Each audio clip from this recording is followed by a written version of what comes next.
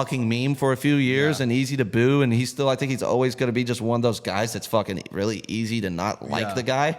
But he's kind of finally swallowed his pride and learned, all right, well, let's be a basketball power, and let's get all these other programs, whether it's in the state of Texas or wherever I can, that have an upstart program, that have resources, that have money to compete, and really good coaches, and let's be competitive. The Big 12 is going to have some really good football teams over the years. And you look at the ACC, where they don't really know what the fuck's going to happen with Florida State and Miami and Clemson that are all going to potentially leave. I think that's inevitable. The ACC's got a chance to either collapse with the Pac-12 like they did, or handle this the right way, realize, all right, maybe you lose your blue blood power programs. Maybe you got to move on from that, but you can have a power basketball program in Duke and use the money that you get from these other programs like Florida State, Miami, Clemson, buying themselves out of your conference. Use that wisely and go get some other programs that are maybe still out there available that could like potentially. A James Madison. Yeah. I'm thinking of some of your G4s, G5s, maybe even, like a Tulane, just schools that have had the ability to win at that level, win 10, 11 games. UTSA. Go get those programs. Do what the Big 12 did. Yeah. And you already started with an SMU. Teams that could potentially legitimately become a football power with the right coach. We said it. One day Clemson wasn't shit football-wise. Yeah. You know what I mean? Anything, if you got the money and you're in a city, in an area that's cool enough and resourceful enough, you could become a competitor. But, I want to know what you think. Just the landscape is so different, and which conferences come out on top. What is there?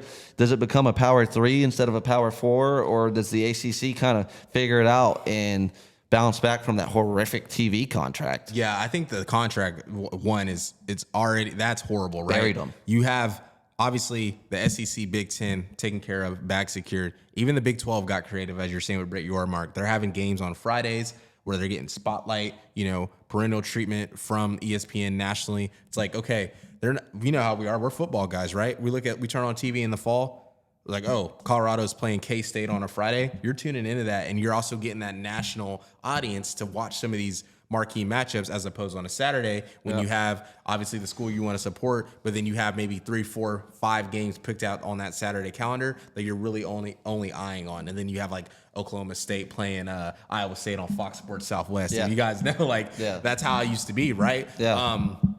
But when you're looking at, the perennial landscape of the college football and, the teams and everyone in their, position moving forward, you have a team like Notre Dame who really kind of speaks out to me. And obviously we know how much money they have. We know the contract with NBC. We know the independent backing. But if you're the ACC, you already have a tie with Notre Dame. I think Notre Dame has to play 4 or 6 games a year within their independent scheduling. So it's like, yeah, that's a great point. Maybe get that $1 billion that Florida State, Clemson, and Miami give it to you. Go give it all to Notre Dame. Yeah, go get and add like Notre that. Dame to the ACC. Because at the end of the day, I kind of dislike Notre Dame, right? But when you look at Notre Dame, it's like when you think college football, that's what people think of. They think of the gold helmet. They think of Notre Dame and all, even though they haven't done anything in 40 years. They think of everything that they've done. A massive TV contract, massive TV whole contract.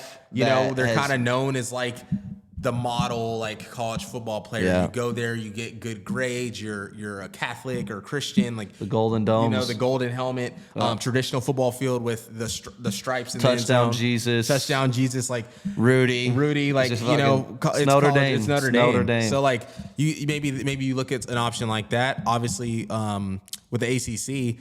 You just gotta figure out what the plan is. Obviously, Florida State and Miami, 2 other Florida schools, they see Florida being in the SEC and the resources that Florida has. Florida also being in a lot of Floridians' eyes, maybe the model school in the state, right? We'll see though. We'll see, but you have a team like Florida. It's like Florida State and Miami. They're like, we're losing out on money to that rival. Then you even have a team like UCF who is in a better TV contract than the ACC, and they're in the Power 4 now, right? Then you also have South Carolina.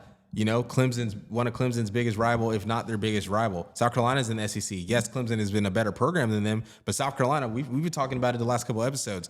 They're consistently recruiting in the top 15 now, right? They're getting that DC area. They're having those resources with Shane Beamer. They might not be winning more than 6 games a year, but eventually that talent will compile, and with resources and money, that will hurt Clemson. And as you know, as your rivals, we look at Michigan. With them just beating Ohio State 3 years in a row, we look at Oklahoma, Texas. You're going to take swings at your opposition, at your rival. You want to make sure that you're not, if on par with them, but ahead of them, right? Yeah. So like, I think that's a big deal with the conferences. So as Tony was mentioning, I think the ACC, it's going to be interesting the next couple of years. I think this year will be really telling because we look at the playoff landscape. You got 12 teams, right? Big 10, SEC could both have 4 teams each in the playoff. Then you have Big 12 that could have 1 or 2. Yeah. Then you have the ACC that could have 1 or 2, right? Yeah. But then if that compiles, you get additional money for making the playoff. You have the Big 10 and SEC. Not only are they already making more money, but then they're putting each conference 3-4 playoff teams in a year. Yeah. It's like there's a drastic gap that is being created. Yeah, and it's going to be interesting to see, one, where do those teams go when they're able to separate from the ACC? Where do they go? What impact does that have on the conferences they go to? Do they kind of split up and diverse, or do they go to the same spots? Is Florida State and Miami tied at the hip? Are they all tied at the hip? And then what does the ACC respond and do? But more or less, it's just funny now. We have hindsight to see that in 2020 there was 2 massive dominoes that fell, and Texas and Oklahoma announced their intentions to go to the SEC. You got the reaction and the meltdown that you got from that nationwide, and in 5 years' time, those 2 dominoes quite literally shook up the world of college football to where like 80% of the teams are in different conferences doing different shit. It's actually crazy. Like that, literally that. I mean, I remember when it got announced, I was like, interesting. You know, we'll see what happens. You just knew it was massive. And then you didn't know. You knew these possibilities were all on the table, and they all happened, man. I was actually talking to someone the other day, and they were like, "Dang, because they're like obviously Oklahoma, Texas, and the SEC next year." But they were like, "Dang, Oregon and Washington in the Big 10," and I was like, "Yes." And then I was like, Big 12 is going to be new. I was like, SMU, and then Cal, Stanford, those schools. I was like, they went to the ACC, right? So I was like, you're looking at college football now. If you're a new fan, like, you know, we talk about it off camera. We have some of the guys in Opinionated, CJ, and some of them that they didn't grow up loving college football like we did. But it's like, for someone like them and for us, it's like, the sport is so different. Oh, this grew the sport. It's bringing a lot more casual fans into it. It's the Wild West. It's got the NCAA right now, and obviously rules will change, and it's still the early stages of all this. It's a lot like European soccer, man. It's a lot like European soccer, tampering.